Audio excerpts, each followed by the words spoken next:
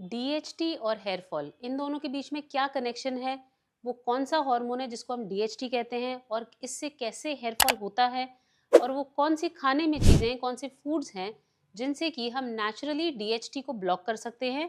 नमस्कार दोस्तों, आज की मैं इस वीडियो में इन्हीं चीज़ों के बारे में बात करने वाली हूँ। तो दोस्तों, हमें ये तो पता है कि डीएचटी एक हार्मोन है जो कि टेस्टोस्टेरोन से बनता है, जो कि मेल हार्मोन होता है।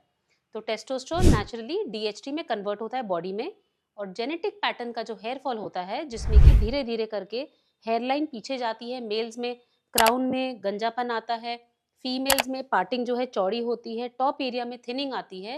ये सब चीज़ें इसलिए होती हैं क्योंकि डीएचटी के लिए बाल सेंसिटिव होते हैं। डीएचटी बाल की जड़ को खराब करता है, कमज़ोर करता है।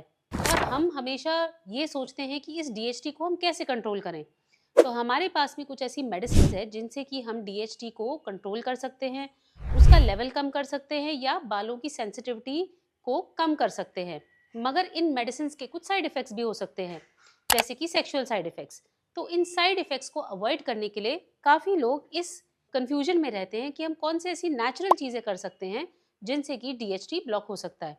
तो आज हम वीडियो में ऐसे कुछ नेचुरल फूड्स के बारे में बात करेंगे जिनसे कि आप डीएचटी अपना कम कर सकते हो, बालों को स्ट्रॉन्ग कर सकते हो। सबसे पहले तो हम देखते हैं कि सबसे कॉमनली नोन चीज़ क्या है। तो दोस्तों, हमने सॉ पैल्मेटो के बारे में सुना है। सॉ पैल्मेटो एक फ्रूट से बनता है जो कि एक पेड़ से बनता है जिसका नाम है सेरेनुआ रिपेंस। इस पेड़ के फ्रूट से सॉ पैल्मेटो बनता है। और अब हमारे पास में कुछ ऐसे पेपर्स और साइंटिफिक एविडेंस है कि सॉ पैल्मेटो की एक स्पेसिफिक डोजेज में डीएचटी प्रोडक्शन जो है वो कम हो सकता है। रादर टेस्टोस्टेरोन डीएचटी का जो इम्बैलेंस होता है जिसकी वजह से हेयर फॉल हो सकता है या बालों में सेंसिटिविटी ज़्यादा हो जाती है डीएचटी के लिए, जिससे हेयर फॉल बढ़ सकता है, इस हेयर फॉल को कम कर सकता है सॉ पैल्मेटो।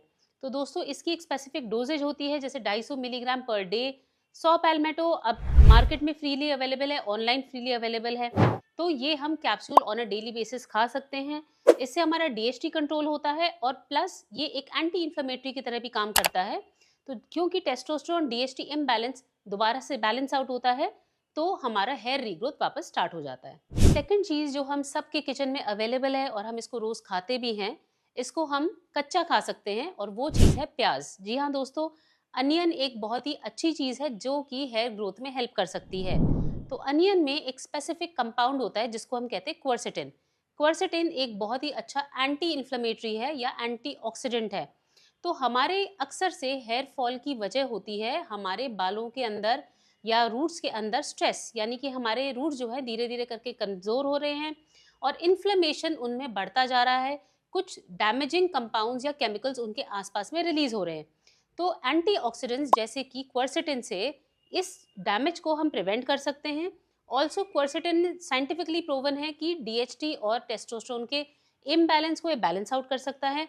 इसलिए एक बहुत ही अच्छा ऑप्शन है कि आप अपने खाने में रोज़ अनियन जो है सैलेड की तरह खाइए। अनियन से ना ही सिर्फ आपको क्वर्सेटिन मिलेगा, बट जिंक भी मिलेगा और सल्फर भी मिलेगा, जिससे कि आपकी हेयर रीग्रोथ में हेल्प होगा, क्योंकि जिंक और सल्फर दोनों ही हेयर रीग्रोथ में हेल्प करते हैं। थर्ड जो एक बहुत ही कॉमनली अवेलेबल चीज़ है वो है पम्पकिन सीड्स।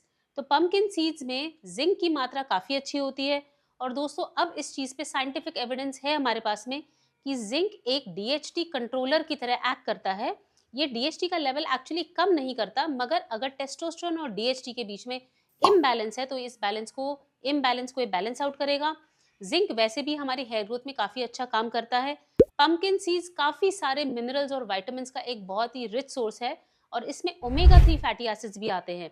तो ना ही सिर्फ आपका डीएचटी इम्बैलेंस बैलेंस आउट होता है, बट आपको काफ़ी सारे विटामिन्स और मिनरल्स भी मिल जाते हैं, जिससे कि आपकी हेयर रीग्रोथ हो सकती है।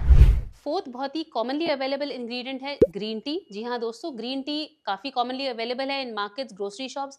इसको हम ऑन अ डेली बेसिस ले सकते हैं। अब हमारे पास में कुछ साइंटिफिक एविडेंस है कि ग्रीन टी में एक स्पेसिफिक कंपाउंड होता है एपीगैलेक्टोकैटेनिन। ये आपके डीएचटी को कंट्रोल कर सकता है। साथ ही साथ ग्रीन टी में कुछ ऐसे विटामिन्स और मिनरल्स भी होते हैं जो कि आपका हेयर लॉस कंट्रोल कर सकते हैं। तो अपने रेगुलर चाय या कॉफ़ी की जगह आप ग्रीन टी दिन में 2 से 3 बार ले सकते हैं।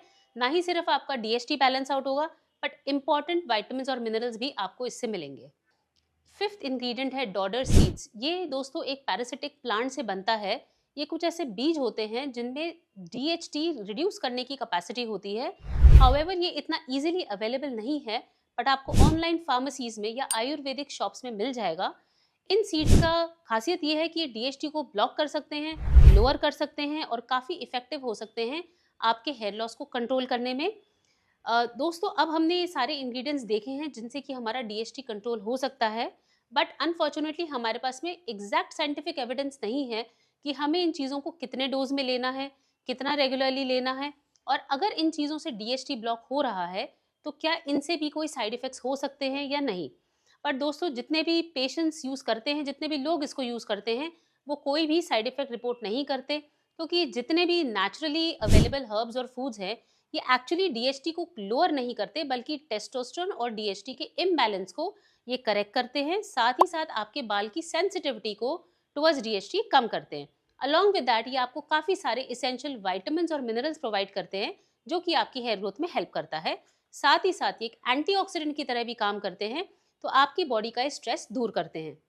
तो दोस्तों, ये थे वो फूड्स जो कि आप यूज़ कर सकते हैं अपने DHT को कंट्रोल करने के लिए, बैलेंस आउट करने के लिए, अगर आप ट्रेडिशनल मेडिसिन नहीं खाना चाहते जिनके साइड इफेक्ट्स हो सकते हैं। दोस्तों, अगर आपको मेरी वीडियो ये पसंद आई तो इसको प्लीज़ लाइक करिए, फ्रेंड्स एंड फैमिली के साथ शेयर करिए, चैनल को ज़रूर सब्सक्राइब करिए, और अगर इस टॉपिक से रिलेटेड आपके कोई भी डाउट्स है तो नीचे कमेंट सेक्शन में मेंशन करिए।